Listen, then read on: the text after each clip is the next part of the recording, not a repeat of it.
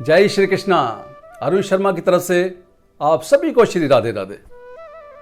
भक्तों, आज मैं जो महाकाव्य गीत गोविंद है उसके जो रचयिता हुए हैं श्री जयदेव जी, आज उनके जीवन के चरित्र का एक प्रसंग मैं आपके साथ शेयर करने जा रहा हूं। एक सुदेव नामक ब्राह्मण हुआ करते थे। वो जगन्नाथ जी के परम भगत थे। वो जगन्नाथ जी के मंदिर में गए और वहां पर उन्होंने प्रभु के सामने जाकर अर्ज की कि हे प्रभु, जो मेरी पहली संतान होगी वो मैं आपके चरणों में समर्पित कर दूंगा। देव योग से उनके घर में एक कन्या ने जन्म लिया। सुदेव ब्राह्मण ने उस कन्या का पालन पोषण बड़े प्यार से किया। जब कन्या बड़ी हो गई, यानी कि सियानी हो गई, तब वो अपनी कन्या को लेकर प्रभु जी के मंदिर में गए और उनके आगे जाकर अर्ज की कि हे प्रभु, मैंने आपसे वचन दिया था कि जो मेरी पहली संतान होगी वो मैं आपके चरणों में समर्पित कर दूंगा। तो कहते हैं कि उस विग्रह में से आवाज आती है कि आप इस कन्या को ले जाओ और जो भक्त जयदेव हैं वो मेरा ही स्वरूप है, आप अपनी कन्या को उसे समर्पित कर दो। जो सुदेव ब्राह्मण जी हैं वो अपनी कन्या को लेकर भक्त जयदेव जी के पास जाते हैं। जयदेव जी से कहते हैं कि प्रभु जगन्नाथ जी का आदेश हुआ है, आप मेरी कन्या को स्वीकार करो। लेकिन भगत जयदेव जी ने मुस्कुराकर कहा कि अगर जगन्नाथ प्रभु चाहें तो अपनी सेवा में 1000 स्त्रियां रख सकते हैं, लेकिन मैं तो एक भी स्त्री नहीं रख सकता। मेरे लिए तो एक स्त्री रखना भी पहाड़ के समान है। भक्तों, मैं आपको एक चीज बता दूं, जो भगत जयदेव जी हुए हैं उनका जन्म बंगाल के अंदर एक गांव है केंदुविल्व, उसके अंदर हुआ था। अभी छोटी अवस्था में थे कि उनके माता पिता का देहांत हो गया था। उसके बाद वो हरि संकीर्तन में, हरि नाम में ऐसे जुट गए कि उनको कुछ पता ही नहीं चला कि मैं कहां का कहां चला गया। और बिल्कुल फक्कड़ थे वो। उनके पास कुछ भी नहीं था, एक सिर्फ उनके पास कमंडल हुआ करता था और एक गुदड़ी हुआ करती थी। और आज वो कभी इस पेड़ के नीचे बैठे हैं तो कल वो वहां नहीं मिलेंगे, कल वो दूसरे पेड़ के नीचे मिलेंगे। आज यहां है तो कल दूसरी जगह मिलेंगे। कोई उनका ठोर ठिकाना नहीं था। तो उन्होंने ब्राह्मण को मना कर दिया कि मैं आपकी बेटी को स्वीकार नहीं कर सकता। ब्राह्मण ने कहा कि प्रभु जगन्नाथ जी का आदेश है, आपको स्वीकार करना होगा। भगत जयदेव ने कहा कि मैं आपकी बेटी को स्वीकार नहीं कर सकता। इस पर जो ब्राह्मण थे, सुदेव ब्राह्मण, वो चिढ़ गए। उन्होंने बोला कि अगर आपने प्रभु जगन्नाथ जी की बात को मानना है तो ठीक है, नहीं मानना तो आपके ऊपर, मैं अपनी बेटी को आपके पास छोड़कर जा रहा हूं। और वो अपनी बेटी पद्मावती को भगत जयदेव जी के पास छोड़कर चले गए। उसके बाद जो भगत जयदेव जी हैं उन्होंने पद्मावती को समझाया कि भी कुछ नहीं बिगड़ा, आप घर चली जा सकती हो। लेकिन पद्मावती ने मना कर दिया कि यह प्रभु जगन्नाथ जी का आदेश है और मेरे पिताजी मुझे आपके पास छोड़कर गए हैं और मैंने भी अपना तन और मन आपके चरणों में निछावर कर दिया है। अब आपकी इच्छा और मैं कहीं नहीं जा सकती। अब वो बड़ी दुविधा में फंस गए। अब उनको स्वीकार करना पड़ा। आखिरकार क्या करते? उन्होंने आहिस्ता आहिस्ता, पहले तो कोई उनके पास झोपड़ी भी नहीं थी, फिर उन्होंने वहां से कुछ लकड़ियां इकट्ठी की, कुछ घास फूस इकट्ठा किया, एक झोपड़ी बनाई। झोपड़ी बनाकर उसमें जो मेरे ठाकुर जी हैं प्रभु श्री कृष्ण जी, उनका विग्रह को स्थापित किया गया। और मन में सोचा कि क्यों ना एक ऐसा ग्रंथ लिखा जाए जिसमें राधा और माधव दोनों की लीलाओं का वर्णन हो। तो उन्होंने एक ग्रंथ लिखना शुरू कर दिया। ग्रंथ लिखते लिखते एक दिन उनके मन में यह बात आई कि जो राधा रानी जी के चरण हैं, भगवान श्री कृष्ण जी सोचते हैं कि जो राधा रानी जी के चरण हैं, उन चरणों का भूषण मैं अपने मस्तक पर क्यों ना धारण कर लूं।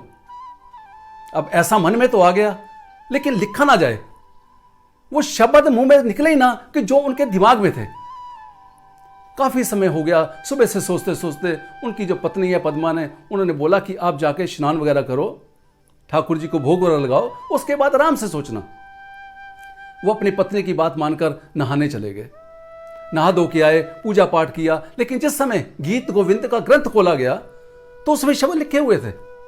वो ये देखकर बड़े हैरान हो गए कि ये शब्द लिखे किसने। लेकिन वो कुछ नहीं बोले, लेकिन मन में उन्हें समझ लिया कि ये ठाकुर जी ही मेरी सहायता कर रहे हैं। ऐसे ही आस्ता आस्ता जो गीत गोविंद ग्रंथ है वो लिखता गया। लेकिन कुछ समय बाद जब थोड़ा सा ग्रंथ रह गया, उस समय एक दिन उनके मन में एक विचार आ रहा था कि गीत गोविंद में मैं गीत लिखूं। गीत लिखते लिखते गीत काफी लिखा गया, लेकिन लास्ट का चरण नहीं लिखा जा रहा था। काफी दुविधा में फंस गए कि अब मैं क्या करूं। ऐसे ही उस दिन भी काफी समय हो गया। उनकी पत्नी ने बोला कि आप आराम से लिख लेना, आप जाओ अभी नहाओ दो, पूजा पाठ करो, जिस समय आएगा उस समय पूर्ण कर लेना। वो अपनी पत्नी की बात मानकर नहाने के लिए चले गए। जैसे वो गए, थोड़े ही क्षण में जो मेरे ठाकुर जी हैं प्रभु श्री कृष्ण जी, वो रूप चेंज करके, यानी कि भेष बदल के भगत जयदेव जी का, वो घर में आ गए। और कुटिया में आते ही कहते हैं कि पद्मा जल्दी से जल्दी गीत गोविंद ग्रंथ लेकर आओ। वो पद्मा हैरान हो गई कि अभी तो आप नहाने गए थे, आप आ गए। कहते नहीं नहीं, मैं अभी जा रहा था, रास्ते में मेरे दिमाग में वो गीत की लाइनें आ गई, मैंने कहा मैं पूर्ण करके आता हूं, फिर उसके बाद नहाने जाऊंगा। जो पद्मावती है उसने गीत गोविंद का ग्रंथ आगे रखा, कलम दवात निकाली, और मेरे ठाकुर ने जो कि भेष बदल के आए हुए थे, उन्होंने गीत गोविंद की वो लाइनें लिखनी शुरू कर दी। वो थी देही पद पल्लव मुदारम, वो शब्द उन्होंने लिख दिए। उसके बाद पद्मा को बोला कि आप मेरे लिए स्नान के लिए मुझे जल चाहिए। पद्मा ने उनके लिए जल लेके आई, उन्होंने स्नान किया। पद्मा ने भोजन बनाया, उन्होंने जो ठाकुर जी का विग्रह स्थापित किया था, ठाकुर जी ने स्वयं ठाकुर जी का भोग लगाया, भोग लगा के और खुद प्रसाद को ग्रहण किया। प्रसाद ग्रहण करके और वो पद्मा से बोलते हैं कि अब मैं आराम करना चाहता हूं। अंदर कुटिया के अंदर जो शैया लगी हुई थी, वो वहां जाकर लेट गए। जिस समय वो लेट गए और जो प्रसाद बचा, क्योंकि जो पद्मावती की ये शुरू से आदत थी कि जो अपने पति का जूठन होता था वो उसी को खाया करती थी।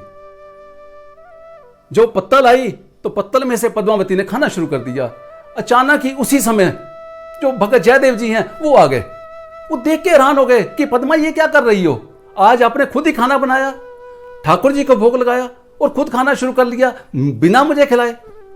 पद्मावती ने कहा कि नाथ, मैंने आपको पहले स्नान कराया है, फिर मैंने भोग लगाया है, फिर आपने खाना खाया है, तब मैं खा रही हूं।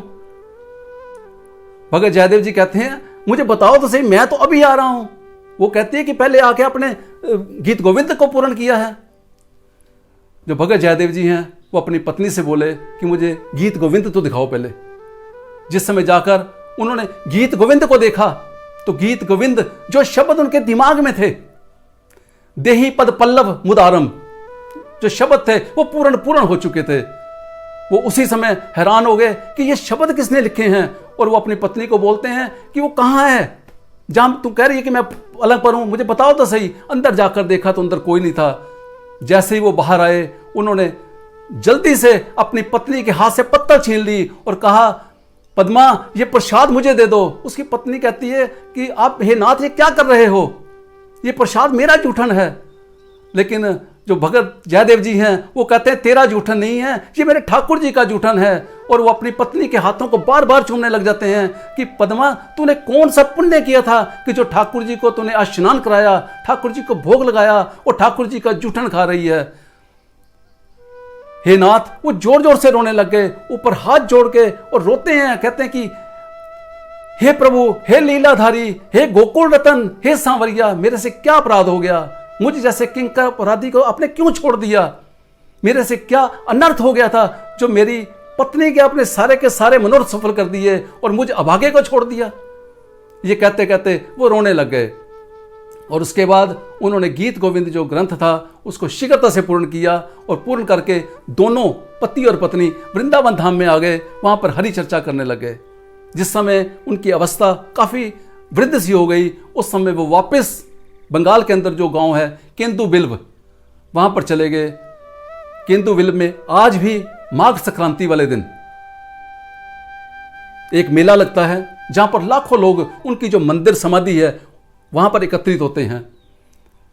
भक्तों, ये गीत गोविंद जो ग्रंथ है आज भी पुरी के अंदर जो श्री जगन्नाथ जी का मंदिर है, प्रभु श्री जगन्नाथ जी को रात को पहले ये सुनाया जाता है, उसकी अष्टपदियां सुनाई जाती हैं, तब प्रभु को विश्राम कराया जाता है।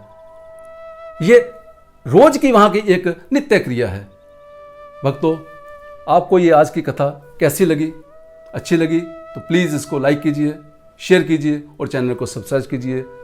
जय श्री कृष्णा, जय श्री राधे।